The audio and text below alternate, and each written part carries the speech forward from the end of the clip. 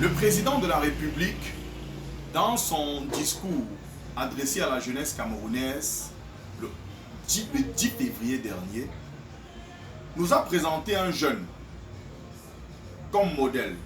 Un jeune sur qui la jeunesse pouvait s'appuyer. Il nous a indiqué que nous, les jeunes, devrons prendre pour exemple ce monsieur qui, dit-il, excelle dans l'agriculture et notamment dans la filière banane-plantain. Tony Oba. Mais depuis ce 10 février, je ne comprends pas, sur la toile, il y a énormément, je dis bien, énormément de dires. Des gens sont montés au créneau pour dire, mais le président de la République nous a présenté un féman. Je ne sais pas. Vraiment, venez me répondre sur ma page. Est-ce que ce monsieur est un féman? Donc, le président de la République nous présente comme modèle pour la jeunesse un féman. Moi, je ne comprends pas. Donc, il se pourrait que ce monsieur soit un féman. Soit quelqu'un d'une moralité douteuse. D'ailleurs, la chaîne de télévision Equinox TV, ayant donc ayant eu vent de ces allégations, a décidé donc d'envoyer ses journalistes là-bas y faire un tour, notamment ses correspondants. On a monsieur le journaliste Abena et les journalistes d'Equinox en fait qui sont rendus là-bas. Mais curieusement, se rendant dans le cadre d'une enquête pour effectivement attester, confirmer ou infirmer cette assertion ou cette affirmation, ils ont immédiatement été molestés. Ils ont été molestés par ceux qui se trouvaient là-bas. Ils ont été fessés. Vous voyez dans la vidéo que j'ai présentée, on peut apercevoir un monsieur avec du sang. C'est le journaliste d'Equinox. Alors, où est passé Moustique le charismatique? Où est passé l'artiste Kopo?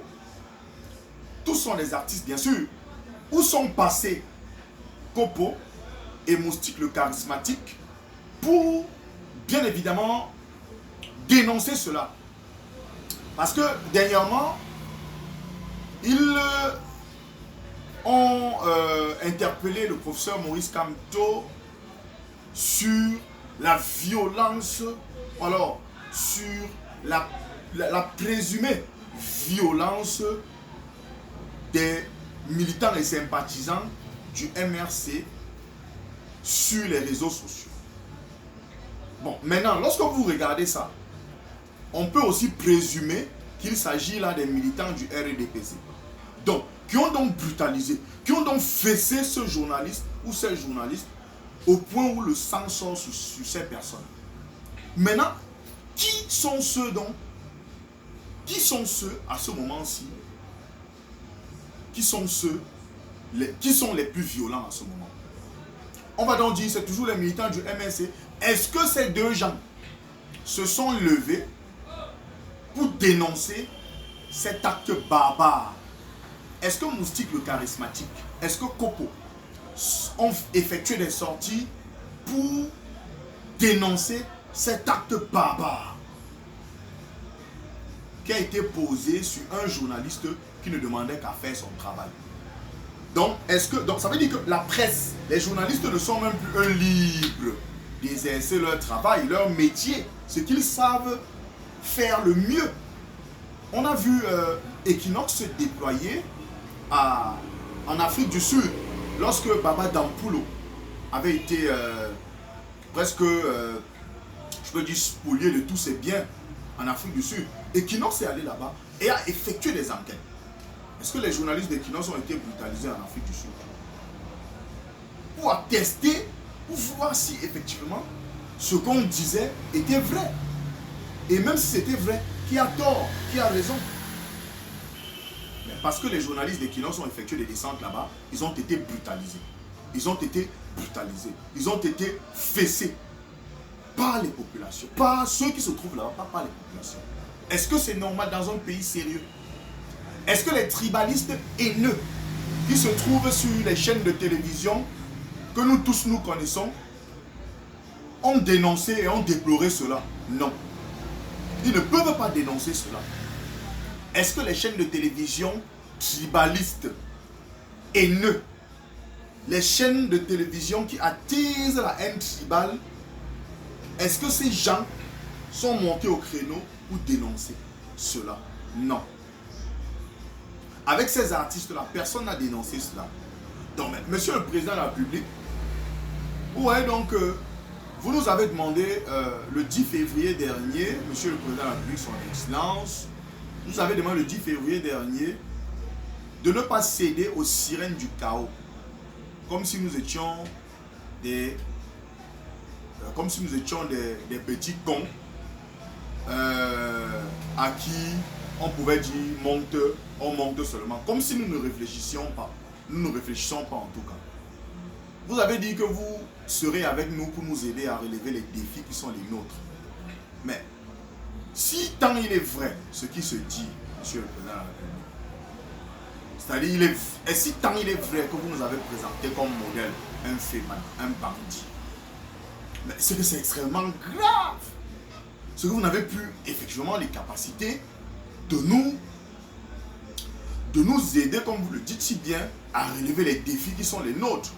Répondez-moi, peuple du changement. Vraiment, j'attends les commentaires sur ma chaîne.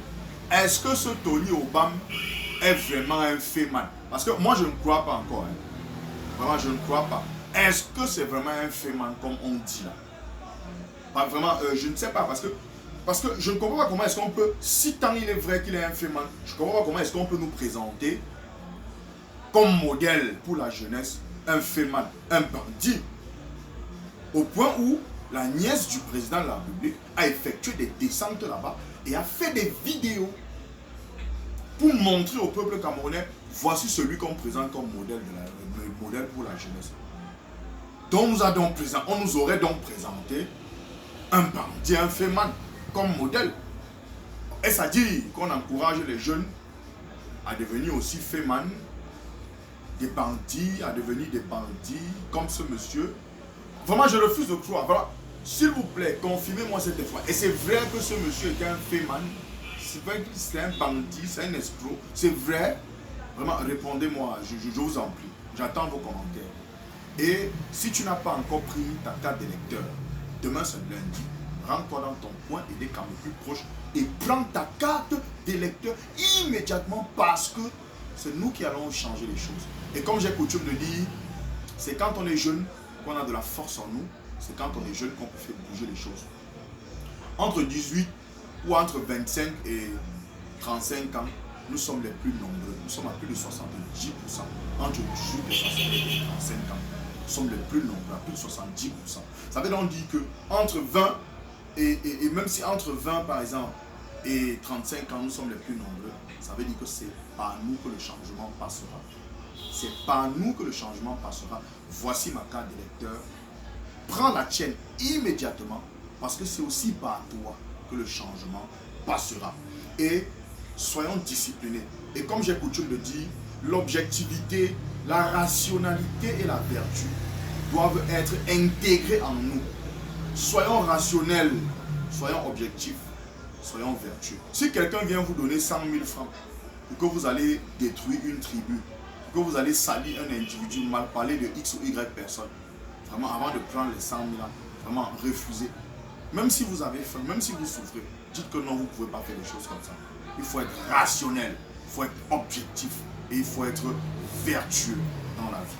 Peuple du changement, je continue de vous demander de vous abonner massivement, de liker et de partager. Même ceux qui sont déjà abonnés, n'oubliez pas de liker. Je vous en prie. Likez. J'étais votre humble serviteur, Florent Pagny-Leleu.